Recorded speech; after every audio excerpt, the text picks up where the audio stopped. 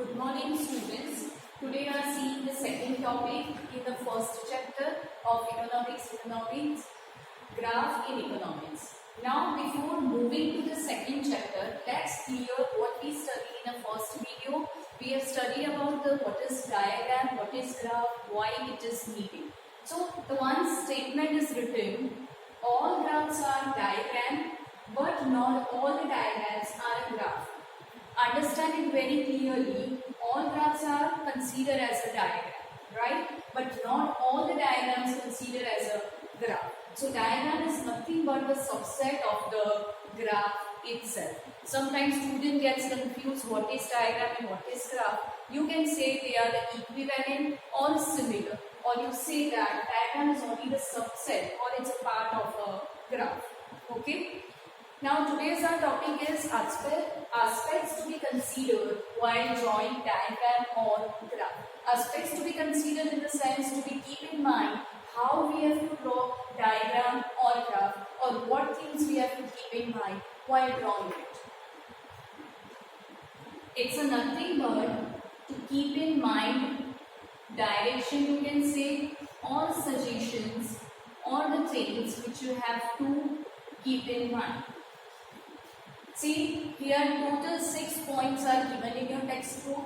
I am explaining in a brief, or you can say in a detail. First one is choice of type of diagram or graph. The first thing is that what we have to draw, that means whether it's considered as diagram or a graph. How could you consider? It's considered on the basis of type. Now, how will you decide which type it is or what type of diagram? Time series have to go pie chart, have to go whatever. It will be decided on the basis of given data.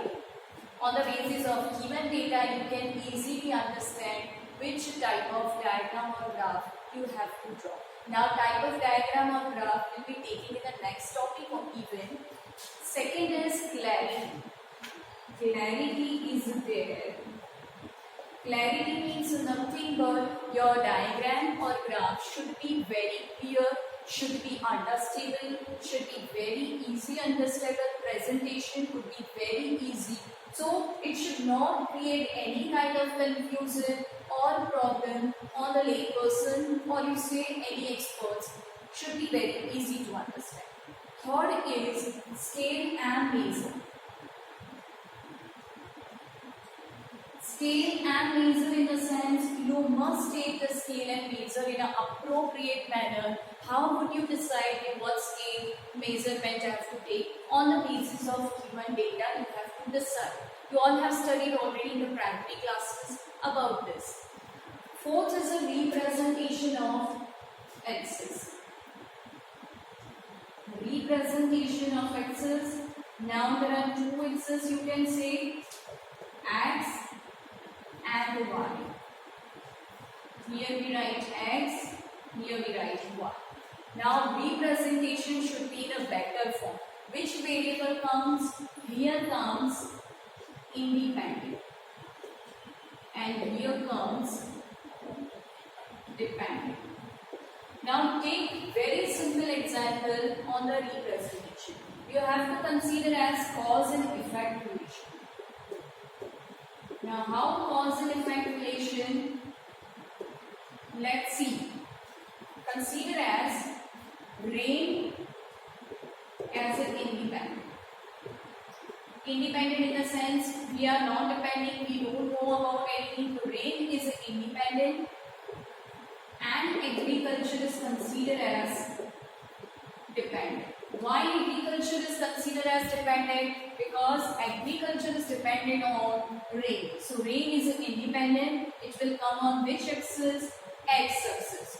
And agriculture production will come on Y axis because it's dependent on rain. Okay. Next is the data table and source of data. Source in a sense you have to take from where did you get this data.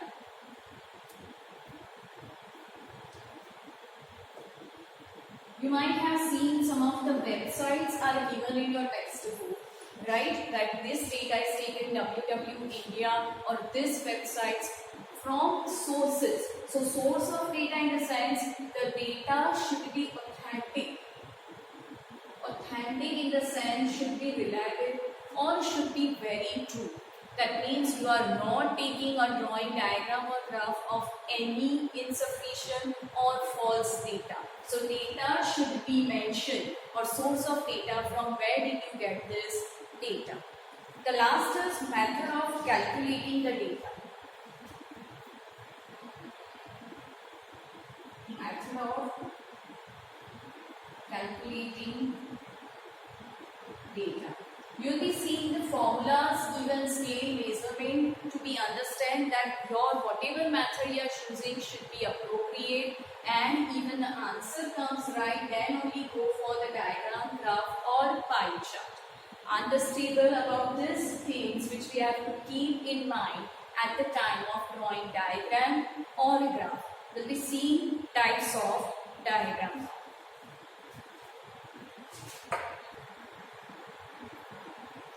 Now next topic is types of diagram. Types of diagram given in your textbook. Pictogram, I'm just reading it out. Pictogram, scatter diagram, line diagram, circle diagram, bar diagram and pie diagram. These are only the types of diagram, and even this can be asked for board exam in 1 mark or even the 2 marks. I have seen this, you can say I have seen the question paper of board exam, they are asked in a 2 marks. Now let's see the next topic. Okay. Now let's see the first diagram, time-based diagram. This is time-based diagram, or else you can see it's a curve. Right, we are seeing this curve because it's not going in a particular horizontal or vertical line. It could be going in a curve way. So we are calling it curve as well. Time-based in the sense on the basis of time data given or data we have to represent in a curve. Now let's see the decades are here. I have taken this example from your textbook itself. Decade in the sense it's a 10 year. 10 years time duration. It's considered as decades. Now it has started from 1951 to 61, 1961 to 71, 1971 to 81, 1981 to the 91, till how much it is given to the 91 to the 2001, 2011. So you can see the 6 given 1, 2, 3, 4, 5, 6, 1, 2, 3, 4, 5, 6. So here it's a data. And what is given? Growth rate. You studied in an 11th class of any country's growth rate on the basis, in the sense how the country is growing, right? So let's represent such thing in the curve. X is y, z. Here we have to consider which variable over here, independent or dependent. Here we will go for the independent. Here we will go for dependent. But here in this data there is no independent or dependent. It's given in a time based. Time based in the sense time interval are given and the data is given. So let's see 1951 to 61. Next is 61 to 71. Third is 71 to 81. Then again 81 to 91. 91 to 2000. 2000 to 2011. Now you see the data, how it is given, 21.64, 24.80. So don't be confused when this data is given. you here, what you have to do, you have to take any scale like take off 5. We are taking 5, then 10, 15, 20, 25 or 30. So we have written. Now let's start representing. 1951 to 61, the growth rate was 21.64. Here is a 1951 and here it's a 21. So after 20 it's a 21.64. Second is 61 to 71, it's a 24. Again here we go 24. Third is 71 to 81, it's a 24. Again 24. Then fourth is 81 to 91, it's a 23. Then 1991 to 2001, it's a 21. Then next is a 17.64. Now what we have to do, we have to just connect such points. Right?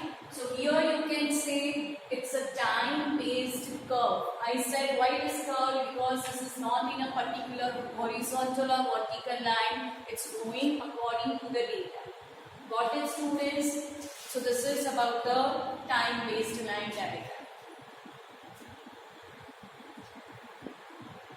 This is we studied about time-based. In the next video, we will be seeing about the simple bar diagram.